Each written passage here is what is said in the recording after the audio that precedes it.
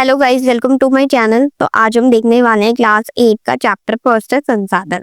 संसाधन को इंग्लिश में हम क्या बोलते हैं? रिसोर्सेज। ठीक है।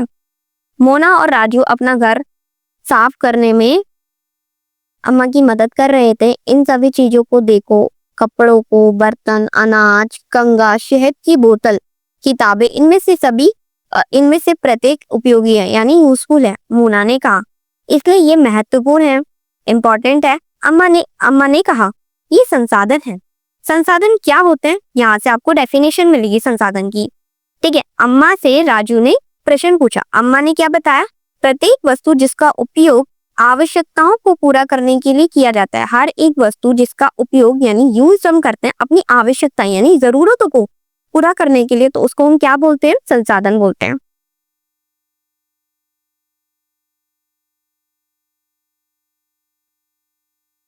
अपनी चारों ओर देखिए और निरीक्षण यानी ऑब्जर्व कीजिए।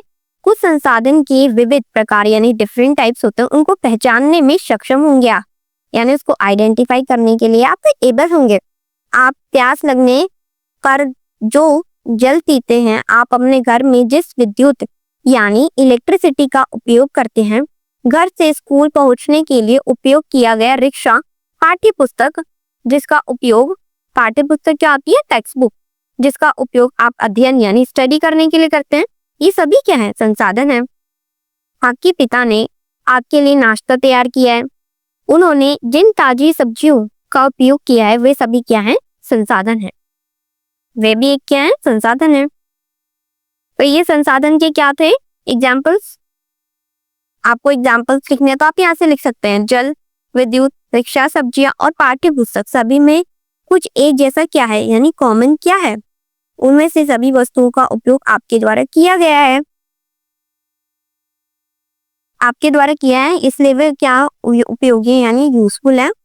एक वस्तु अथवा पदार्थ क्या होता है यानी इंपॉर्टेंस की उपयोगिता यानी हम उसको यूज कर रहे हैं, प्रयोज्यता यानी क्या होता है? वो यूज करने में आसानी होना उसे एक संसाधन बनाती है।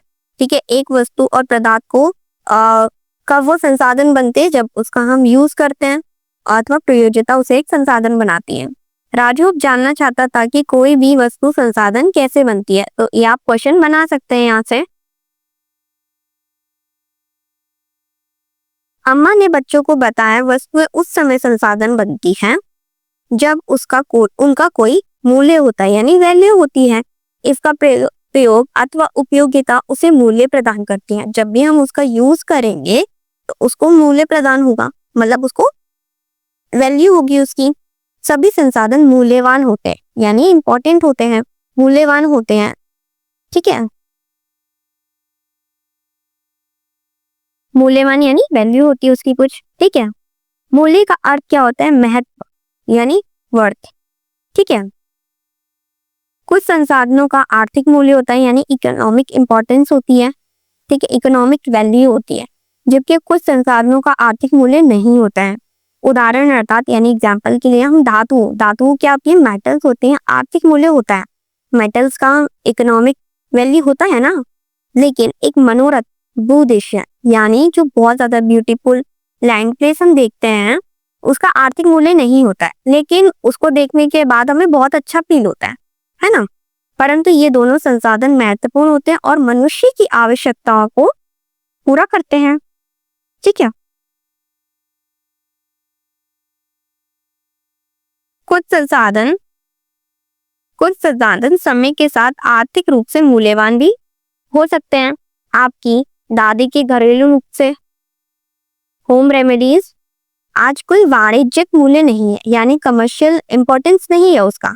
लेकिन यदि वे पेटेंट का मीनिंग अभी हम जानेंगे, करने के उपरांत यानी करने के बाद मेडिकल फार्म में उसे बेचा जाए, मेडिकल फार्म द्वारा बेचे जाते हैं, तब वे आर्थिक रूप से मूल्यवान हो जाते हैं।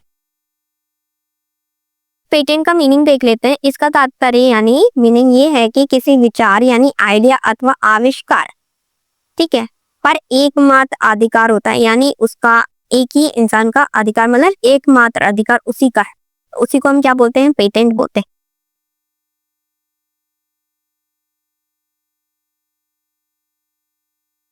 समय यानी टाइम और प्रौद्योगिकी यानी टेक्नोलॉजी दो महत्वपूर्ण यानी इंपॉर्टेंट फैक्टर्स हैं जो पदार्थों यानी सब्सटेंसों को संसाधन में परिवर्तित कर सकते हैं।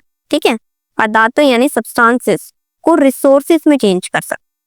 ठीक है, दोनों लोगों की आवश्यकताओं से संबंधित है। ठीक है, लोग स्वयं ही सबसे महत्वपूर्ण संसाधन है। तो यहाँ से आप क्वेश्चन बना सकते हैं कि लोग स्वयं ही सबसे महत्वपूर्ण संसाधन कैसे हैं। ठीक है, ये लोगों के विचार, आइडियाज, ज्ञान, आविष्कार और खोज ही है जो और अधिक संसाधनों की रचना करते हैं यानी क्रिएशन करते हैं। प्रत्येक खोज अथवा आविष्कार से बहुत से अन्य यानी दूसरे आविष्कार होते हैं। आग की खोज से खाने पकाने की पद्धति, ठीक है, और अन्य प्रक्रियाओं का प्रचलन हुआ था, है ना। जबकि पहिए के आविष्कार से अंततः परिवहन क्या होता है? परिवहन का मतलब क्या होता है? ट्रांसपोर्ट। ठीक है, कि नवीनतम विधियों यानी जो न्यू आते हैं, जो न्यू मोड आते हैं उसका विकास हुआ यानी डेवलपमेंट हुआ है। जल विद्युत यानी वाटर इलेक्ट्रिसिटी यानी बनने की प्रयोगित वाटर इलेक्ट्रिसिटी नहीं हुआ, हाइड्रो इलेक्ट्रिसिटी हुआ। ठीक है, जल विद्युत बनाने की प्रौद्योगिकी से तेजी से बहते जल से ऊर्जा उत्पन्न करके उसे एक महत्वपूर्ण संसाधन बना दिया गया। यानी देखो, उन्होंने जैसे तेजी से बहते हुए जल से ऊर्जा मिली यानी एनर्जी जो उत्पन्न हुई तो उससे जल विद्युत बनाया गया। ठीक है, उसे एक महत्वपूर्ण संसाधन बना दिया गया।